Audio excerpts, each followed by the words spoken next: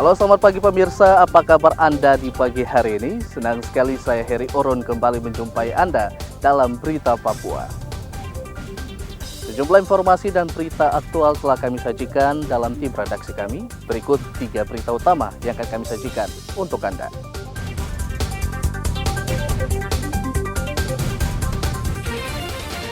Seorang sopir truk di Kabupaten Puncak tewas ditembak kelompok kriminal bersenjata. Mendagri lantik Paulus Waterpauw menjadi penjabat Gubernur Papua Barat. Yayasan Peduli Kasih SCTV Indosiar salurkan bantuan 10 juta rupiah untuk Panti Asuhan Muhammadiyah AB Pura.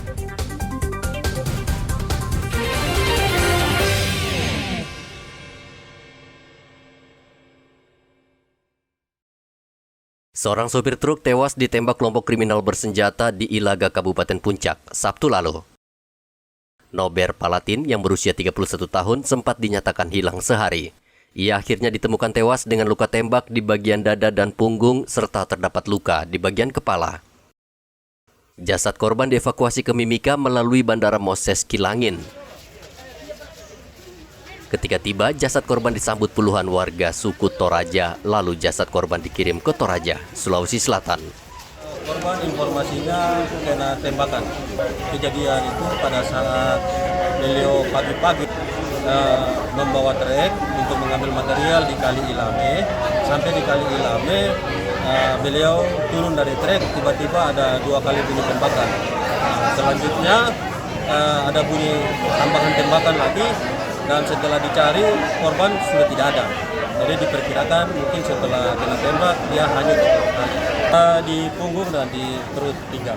Jadi kami sudah menghimbau kepada seluruh warga kami yang ada di Kabupaten Puncak, khususnya Ilaga, Gome, Bioga, dan Sinak untuk selalu mawas diri.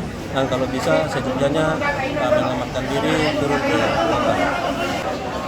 Pihak dari keamanan mencari pelaku-pelaku yang menembak korban ini dan segera dihukum sesuai dengan hukum yang setimpal. Nober Palantin bekerja sebagai sopir truk angkut pasir. Ia meninggalkan istri dan 2 orang anak di kampung halaman di Toraja. Penembakan terjadi ketika korban hendak mengangkut pasir di kawasan Kali Ilame, Kampung Wako.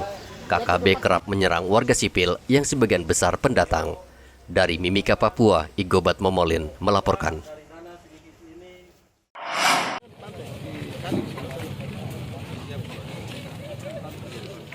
Bupati Manokwari Hermus Indau melihat kondisi Pasar Wosi Manokwari pasca kebakaran Senin lalu. Dalam sidak tersebut, Bupati menemukan banyak bangunan liar yang berdiri di badan jalan sehingga pasar terkesan semrawut. Bupati bahkan sempat geram ketika mengetahui sebagian bangunan liar di badan jalan tidak mengantongi izin resmi dari pemerintah daerah. Ia memberikan batas waktu 1 minggu untuk membongkar seluruh bangunan liar tanpa izin tersebut. Untuk menampung pedagang, Pemda berencana membangun pasar sementara. Kita akan fungsikan Perda Tramtip kita dengan Satgas, ya, Satgas Tramtip kita yang sudah terbentuk dengan melibatkan semua stakeholder, ya. Ya, jadi Satgas Tramtip termasuk penertiban pasar ini akan kita lakukan, kita fungsikan untuk melakukan penertiban baik untuk Pasar Sanggeng, Borobudur maupun juga Pasar Wosi, ya. Hari ini kita lihat terbakar akibat kesemrawutan tetapi juga ketidaktertiban dari para pedagang kita maupun masyarakat. Karena itu kita harapkan semua yang tidak teratur, yang semrawut itu kita tertibkan kembali. Kita tertibkan sehingga nanti tidak merugikan para pedagang sendiri maupun masyarakat Manokwari. Nah, itu yang pertama. Kemudian yang kedua, ya, penanganan pasar darurat akan segera kita bangun kembali di tempat yang sudah terbakar dan juga kawasan di sekitar yang hari ini juga tidak tertib, ya. Kita akan bersihkan bangunan-bangunan liar dan juga semua pedagang kita yang memang hari ini aktivitas perdagangan mereka masih berlangsung tapi di tempat yang tidak teratur ini kita akan tertibkan semua dulu, ya. Bangunan-bangunan yang tidak teratur di kawasan ini kita akan tertibkan semua dan kita akan siapkan los-los darurat, ya, untuk mereka kembali, untuk mereka berjualan sementara sambil menunggu pasar permanen, pasar Wosi yang akan kita bangun di tahun 2024 ya. Tahun 2024 ini semua akan kita bangun baru. Ya, kita bangun baru pasar permanennya. Ya. Kemudian yang ketiga, ya, saya mengharapkan untuk semua pedagang ya, baik yang sudah mengalami menjadi korban kebakaran di 2 hari lalu maupun yang masih melaksanakan aktivitas di pasar ini, supaya mereka juga mengerti ya, dimohon pengertiannya dan juga kerjasama dari semua pedagang supaya beri kesempatan kepada pemerintah untuk menata kembali pasar ini. Ya, kalau ini kita tata dengan baik, kita akan tempatkan kembali para pedagang di los-los yang sudah disiapkan oleh pemerintah. Nah, sehingga ini bisa memberikan pelayanan baik kepada para pedagang sendiri, tapi juga untuk masyarakat Manokwari seluruhnya bisa menikmati manfaat dari pasar ini. Sepekan yang lalu pasar Wosi terbakar, api dengan cepat menjalar sehingga ratusan kios ludes dilalap api. Edi Musahidin melaporkan dari Manokwari, Papua Barat.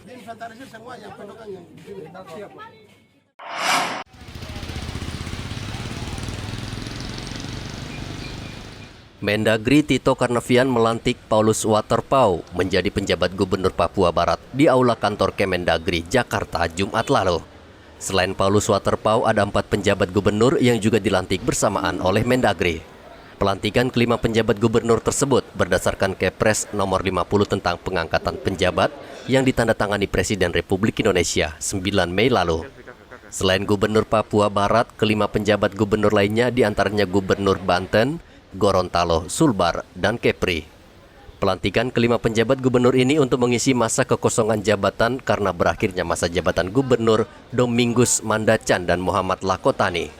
Ketua MRP Papua Barat, Max Ahoren, berharap gubernur yang baru bisa membawa Papua Barat menjadi provinsi yang lebih baik dan maju. Apa yang sudah dipilih oleh Presiden adalah merupakan tanggung jawab kepada kita semua yang ada di Papua Barat. Saya kira beliau adalah satu tokoh asli daripada wilayah adat Bombarai yang perlu kita hargai, dan saya berharap bahwa beliau ini kan bukan masa jabatan sampai dengan 5 tahun. Beliau ini kan jabatan 1 tahun, kemudian nantinya diperpanjang apabila nantinya masyarakat membutuhkan itu. Dalam pernyataan saya kemarin, saya kira apapun yang terjadi hari ini bahwa beliau adalah salah satu pejabat gubernur Papua Barat yang sudah dilantik secara resmi. Paulus Waterpauw mengatakan ia akan langsung bekerja dan bersikap terbuka dan akan merangkul pihak lain yang berseberangan. Selaku abdi negara, saya akan langsung menerjemahkan apa-apa yang menjadi kebijakan dari negara. Itu yang pertama. Yang kedua, bila ada riak-riak yang memang sementara jadi, saya pikir normal saja di era demokrasi ini ya. Demokratisasi ini kan setiap orang kan dikatakan bahwa yang punya pendapat, pandangan boleh menyampaikan. Yang penting normatif. Ya, saya berharap tidak dengan memaksa kehendak gitu ya. Jadi artinya tidak ada pikiran-pikiran yang mau disampaikan, monggo kita berdialog dan kita bicara. Pelantikan kelima penjabat gubernur tersebut juga dihadiri 17 tokoh adat, agama, dan perempuan yang datang langsung dari Papua Barat. Sementara itu di Manokwari, TNI Polri mengantisipasi unjuk rasa yang dilakukan sekelompok warga terkait pelantikan pejabat sementara. 900 personel dikerahkan untuk mengamankan sejumlah objek vital seperti pasar, bandara, pelabuhan, dan perkantoran. Terkait dengan kegiatan pengamanan pelantikan daripada pejabat caretaker Gubernur Papua Barat dari Polres Manokwari bekerja sama dengan Polda, bekerja sama dengan Kodam, bekerja sama dengan Kodim serta stakeholder lainnya. Kami menurunkan sekitar 918 personil yang membagi ke dalam beberapa titik di wilayah Manokwari. Tentunya bukan tanpa dasar, namun berkaitan dengan adanya informasi-informasi yang ingin membuat Manokwari tidak aman. Oleh karenanya kami mengharapkan dengan adanya personil ini maka kepolisian dapat memberikan rasa aman, memberikan rasa tenang kepada masyarakat sehingga masyarakat tetap dapat beraktivitas. Masyarakat Kota Manokwari secara keseluruhan bisa dapat melaksanakan pekerjaan, melaksanakan aktivitasnya sehari-hari dengan damai, dengan aman. Komjen Purnawirawan Paulus Waterpau adalah satu-satunya putra asli Papua yang berpangkat komjen. Di Polri, ia juga mempunyai prestasi gemilang, yaitu pernah menjabat Kapolda sebanyak 4 kali. Edi Musahidin melaporkan dari Jakarta dan Manokwari.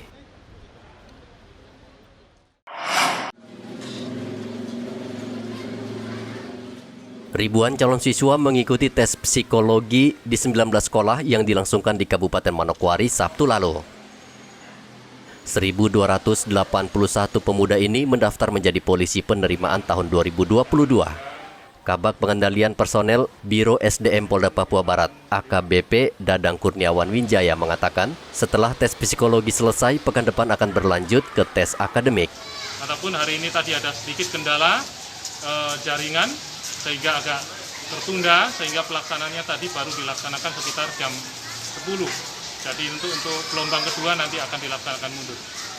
Jadi untuk yang PTU ini atau ini terdiri dari 1.281 ini terdiri dari Bakomsus yang meliputi dari Tipol atau TI, Teknologi Informatika, Musik, Logistik, Forensik, dan juga dari Polair, Kesehatan atau Nakes, ditambah dari Brimob dan juga dari Polisi Tugas Umum PTU-nya. Rencana 1 hari ini, yaitu dari pagi dengan sore. Berikutnya nanti minggu depan akan dilaksanakan ujian akademis yang akan dilaksanakan juga sama di sekolah-sekolah sebanyak 19 sekolah di Kabupaten Manokwari kota ini. Direncanakan selesai kapan nih Komandan? Mungkin dari rentetan kegiatan ini nanti puncak seleksi ini akan berakhir pada bulan berapa? Untuk puncak seleksinya nanti akan terakhir dilaksanakan sekitar bulan Juni, pertengahan bulan Juni. Sementara ini nanti psikologi semuanya dilaksanakan secara one service day atau 1 hari langsung selesai. Jadi nanti adik-adik, para peserta seleksi tes psikologi ini, begitu selesai melaksanakan ujian psikologi, langsung akan keluar nilainya di komputer tersebut masing-masing. Polda Papua Barat mensyaratkan nilai minimal 61 dalam tes psikologi ini. Seluruh rangkaian tahapan seleksi Bintara Polisi, Tugas Umum, dan Bakomsus Polri direncanakan akan selesai Juni mendatang. Salah satu siswa calon Bintara Polisi Tugas Umum kiriman Polres Fakfak, Franciscus, mengatakan baru pertama kali mengikuti tes polisi.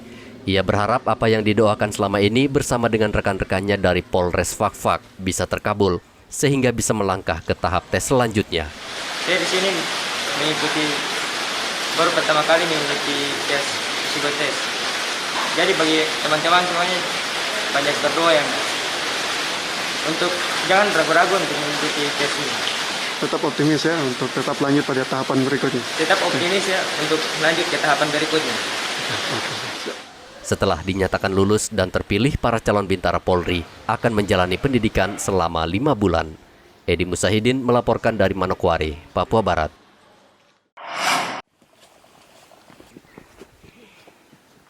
Pelestarian lingkungan penting untuk keberlangsungan makhluk hidup di muka bumi.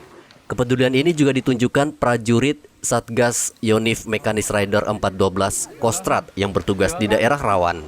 Prajurit menanam pohon jenis kasuari bersama warga desa Loanom, distrik Malagaineri, Kabupaten Lanijaya.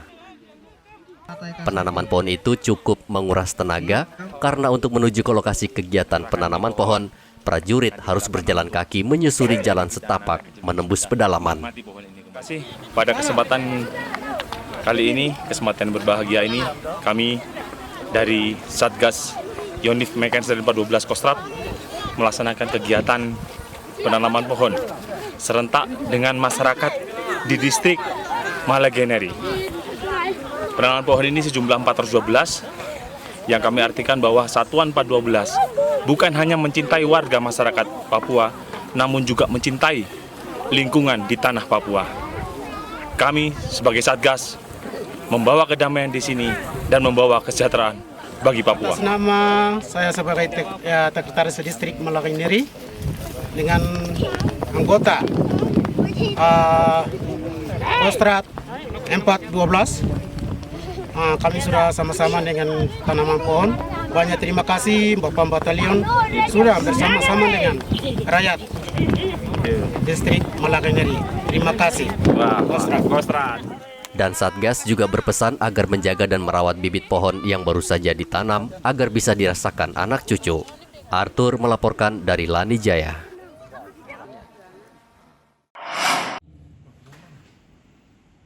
Puluhan tokoh agama yang tergabung dalam Forum Kerukunan Umat Beragama FKUB Kabupaten Mimika menggelar doa bersama di kantor FKUB Sabtu lalu.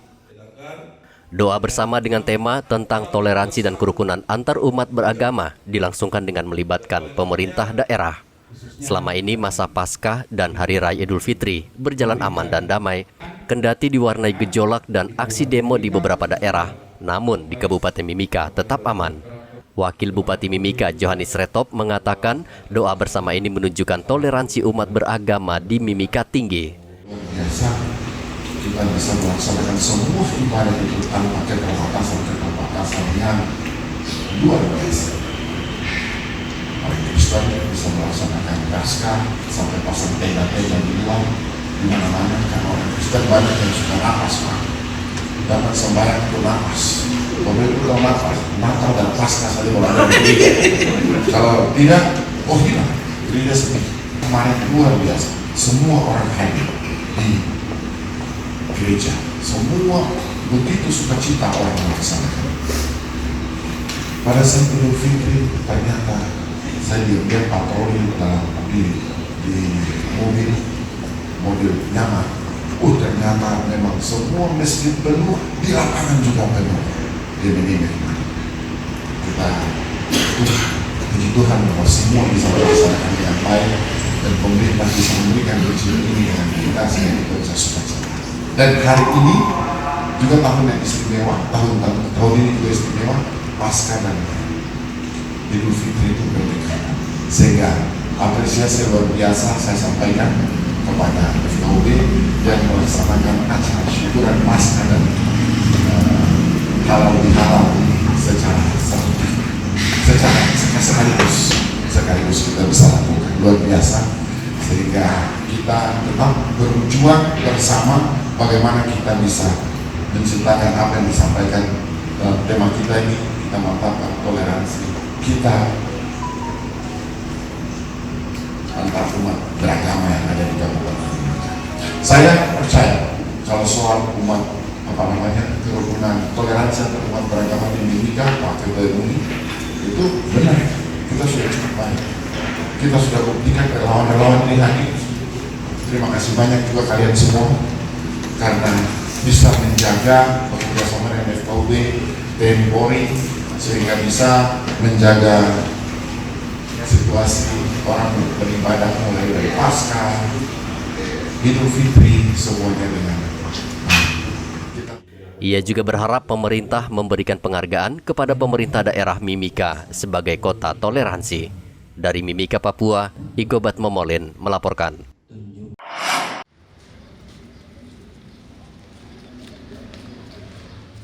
Yayasan Pundi Amal Peduli Kasih SCTV Indosiar memberikan bantuan kepada panti asuhan di seluruh Indonesia. Kali ini bantuan diserahkan ke Panti Asuhan Muhammadiyah AB Pura di Jalan Awiyo, Distrik AB Pura. Panti Asuhan Muhammadiyah yang berdiri sejak tahun 1963 menampung 27 anak yang berasal dari berbagai daerah di Papua maupun di luar Papua, seperti dari Gorontalo dan Sulawesi Selatan. Panti asuhan ini memiliki jenjang pendidikan dari SD hingga sudah perguruan tinggi. Dengan bantuan Yayasan Pundi Amal Peduli Kasih SCTV dan Indosiar sebesar 10 juta rupiah, pengelola dan penghuni panti merasa bersyukur karena bantuan ini bisa meringankan beban mereka. Saya merasa pertama tinggal di sini merasa bersyukur sekali karena bisa tinggal di sini. Yang pertama saya bisa mengejar cita-cita saya mulai dari SMP, SMA sampai saya akan selesai. Insya Allah saya akan tes tentara atau kuliah selanjutnya. Saya dengan teman-teman merasa bersyukur dengan bantuan dari SCTV. Semoga ini menjadi berkah. Semoga ini salah satu dari kunjungan yang kami merasa terima kasih. Ahmad Farhan, pengelola panti, berharap semakin banyak donatur sehingga bisa membantu keberlangsungan pengelolaan di panti asuhan dalam membiayai kehidupan anak-anak di panti asuhan. Panti Asuhan Muhammadiyah Abepura itu berdiri pada tanggal 5 Mei 1963. Sampai sekarang ini kami penghuni dari anak-anak asuh kami ada 27 anak, baik laki-laki maupun perempuan. Dari jenjang pendidikan, dari SD, SMP, SMK sampai perguruan tinggi. Mereka berpendidikan di Perguruan Muhammadiyah Abepura. Kemudian untuk kegiatan-kegiatan sehari-hari, yaitu pembinaan dari harus sholat 5 waktu, itu wajib. Dan kedua adalah memperoleh ilmu yang bermanfaat, ilmu pengetahuan, baik itu untuk sekolah non formal maupun formal, untuk kegiatan di Panti Asuhan Muhammadiyah. Dan kami ucapkan banyak terima kasih kepada donatur yang telah memberikan sedekah bagi kami, baik infak, sedekah. Kami hanya ucapkan banyak terima kasih dan kami berdoa semoga Allah memberikan berkah, diberikan rezeki pada Allah. Dan itu hanya yang kami berikan. Terima kasih. Assalamualaikum warahmatullahi wabarakatuh. Bantuan 10 juta rupiah nantinya akan digunakan untuk kebutuhan sehari-hari anak-anak di panti asuhan. Rian Tonai melaporkan dari Kota Jayapura, Papua.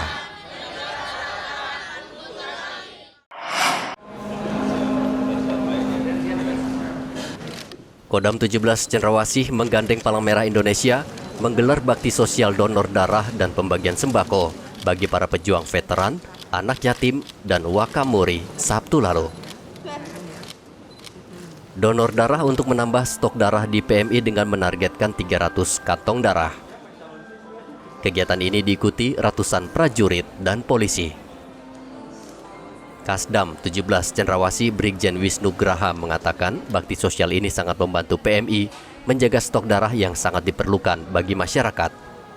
Adalah kegiatan donor darah, pembagian sembako, dan juga karya bakti yang kami laksanakan juga di sekitaran Jayapura dan Kabupaten Jayapura dan seluruh tempat di Papua ini secara serentak pada hari ini, sehingga harapan kami dalam rangka HUT Kodam ke-59 kita berguna, bermanfaat untuk masyarakat, dan kami berusaha menciptakan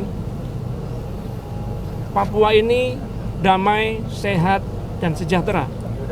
Kami 3 pilar, TNI, Polri, dengan Pemda, akan selalu bersatu, akan selalu bersama-sama, dan akan pernah bosan kami untuk melakukan hal-hal kebaikan yang berguna, bermanfaat untuk masyarakat.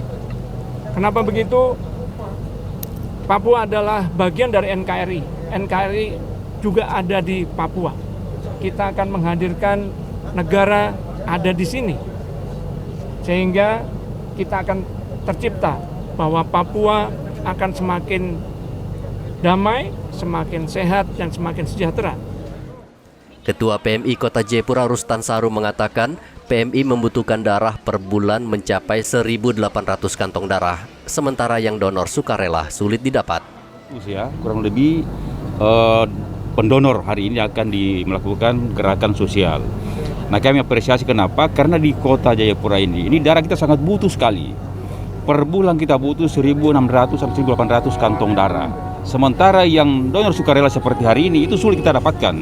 Maka selama ini kami bermitra dengan TNI Polri, termasuk di Kodam 17 Cendrawasih ini, dan ini terbukti bahwa memang betul-betul terjalin komunikasi yang baik antara pemerintah daerah dan TNI dan Polri kaitan dengan apapun di kota ini. Maka mudah-mudahan dengan gerakan ini menjadi motor penggerak untuk semua instansi, semua stakeholder untuk gerakan sosial kemanusiaan, untuk membantu warga kita yang butuh darah di kota ini agar bisa melindungi segenap warga kita yang memang betul-betul sangat butuh pertolongan di sisi kemanusiaan, terutama yang menderita karena kekurangan darah. Bakti sosial donor darah itu PMI menyiapkan 15 tenaga kesehatan dan juga dibantu Rumah Sakit Martin Indah Jayapura. Palang Merah Indonesia Kota Jayapura akan terus bekerja sama dengan TNI Polri, perbankan, BUMN dan BUMD guna memenuhi kebutuhan darah. Hendra melaporkan dari Kota Jayapura, Papua. Pemirsa, informasi tadi mengakhiri jumpa kita dalam Berita Papua. Saya Heri Orun mewakili seluruh kerabat kerja yang bertugas mengucapkan terima kasih atas kebersamaan Anda. Selamat pagi, selamat beraktivitas dan wanyamri.